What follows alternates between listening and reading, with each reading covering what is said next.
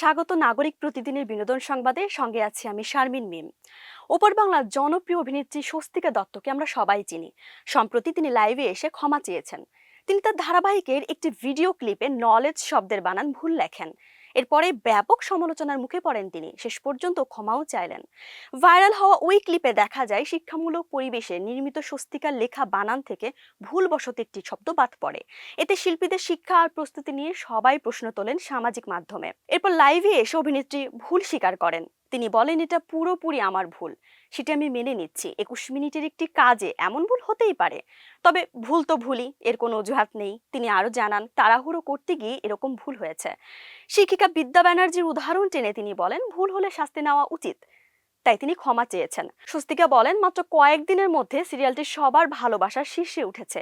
এই অভিনেত্রী অনুরোধ করেন, একটি ভুলের কারণে তার টিমকে যেন ভুল বোঝা না হয়। ভুলের সব দায়ভার তার নিজের। তিনি আশ্বাস দিয়ে বলেন, কাজের প্রতি আগের চেয়ে বেশি খেয়াল রাখবেন, তার উপর যেন ভক্তরা আশা না হারান। জনপ্রিয় এই অভিনেত্রী ক্ষমা চাওয়ার পর তাকে নিয়ে সব ধরনের বিদ্রুপ ইতোমধ্যেই বন্ধ হয়েছে। তার এমন আচরণে অনেকেই স্বস্তিকাকে সাধুবাদ জানিয়েছেন।